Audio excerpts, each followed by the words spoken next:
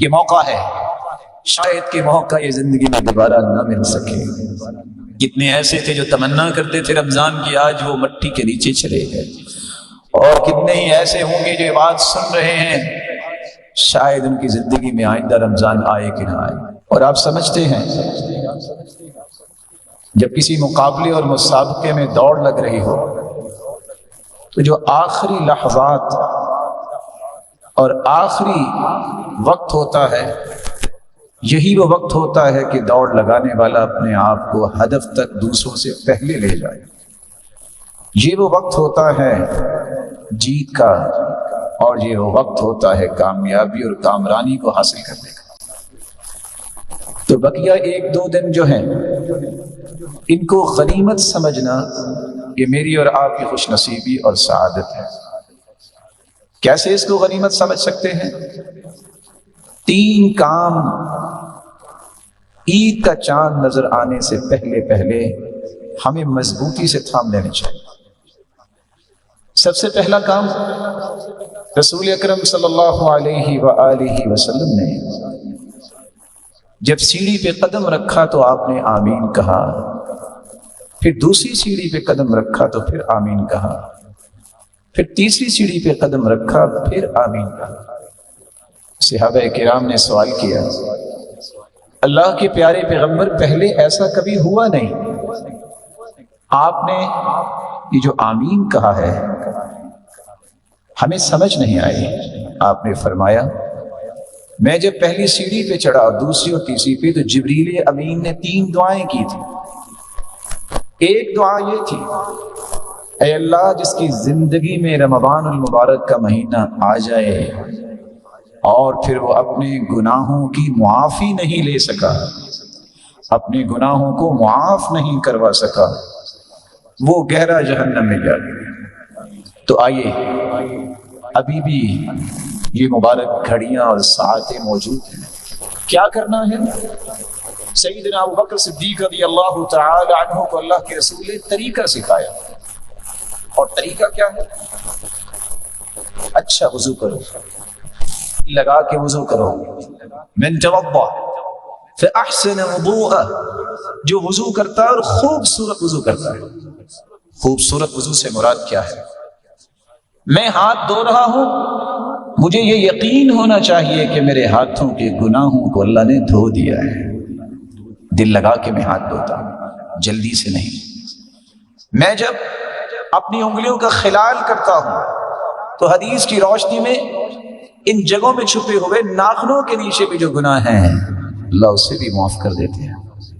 چہرے کو دھوتا ہوں تو اس تسلی سے دھوتا ہوں کہ آنکھوں کی پلکوں کے نیچے حتی تحت اشفار عینی، اللہ ان گناہوں کو بھی معاف کر دیتے ہیں، دھو دیتے ہیں۔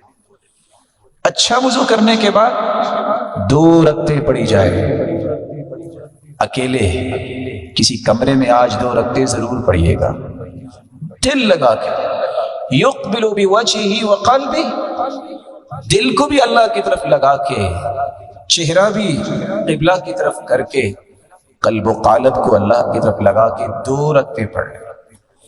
2 رکعتیں پڑھنے کے بعد لا يحدث فیہما نفسہ، ان 2 رکعتوں کو پڑھتے وقت دنیا کا کوئی خیال نہیں آنا چاہیے، کوئی اور دل میں بات نہ لائیے، سوچ کے پڑھنا میں اپنے رب سے کیا کہہ رہا ہوں، سوچ کے پڑھنا کہ سبحان ربی الاعلی اور سبحان ربی العظیم، میں کتنے عظیم اور بلند و بالا رب سے ہم کلام ہو رہا ہوں۔ 2 رکعتیں جو ایسا پڑھ لیتا ہے، اللہ کے رسول صلی اللہ علیہ وآلہ وسلم نے 2 خوشخبریاں دی ہیں۔ 2 رکعتیں پڑھنے کے بعد ہاتھ اٹھائیے گا، سب سے پہلے اللہ کی تعریف کیجیے گا، پھر درود پڑھیے گا، پھر دل لگا کے اللہ سے دعا کیجیے گا، اور 2 مرتبہ یہ کلمات کہنا نہ بھولیے گا، رب اغفر لی، رب اغفر لی۔ جو اتنے الفاظ کہہ دیتا ہے اللہ کھربوں فرشتوں کو گواہ بناتے ہیں، علم عبدی ان له ربا یغفر الذنوب، میرے فرشتوں گواہ رہنا، آج میرے بندے کو پتہ چل گیا ہے اس کا کوئی رب ہے جو معاف کرنے والا ہے۔ عبدی اعمل ما شئت فقد غفر لك، میرے بندے تو آ گیا، تو نے آج تک جتنے بھی گناہ کیے میں نے تجھے معاف کر دیے، فرشتوں گواہ بن جانا۔ اور دوسری روایت کے الفاظ ہے جو اس طرح کی 2 رکعتیں پڑھ لیتا ہے وجبت له الجنہ، اللہ اس کے لیے جنت کو واجب کر دیتے ہیں۔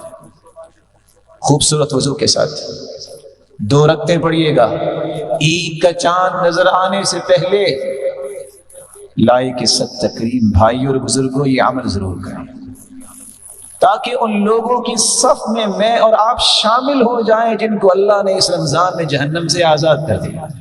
دوسرا کام، رسول اکرم صلی اللہ علیہ وآلہ وسلم نے فرمایا انما الاعمال بالخواتیم، اعمال کی قبولیت کا دار و مدار نیتوں پر ہوتا ہے، نیت خالص ہو تو عمل قبول۔ اسی طرح انما الاعمال بالخواتیم، اعمال کی قبولیت کا دار و مدار خاتمے پر بھی ہوتا ہے۔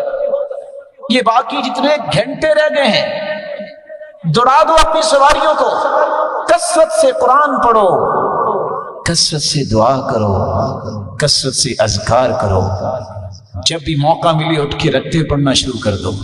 تیسرا اور آخری کام جو چاند نظر آنے سے پہلے آپ کو کرنا چاہیے، اپنے گھر والوں کو بھی اس کام پہ لگائیں کہ وہ بھی اپنے رب سے معافیاں مانگ لیں، اللہ کی رحمتوں اور برکتوں کو سمیٹ لیں۔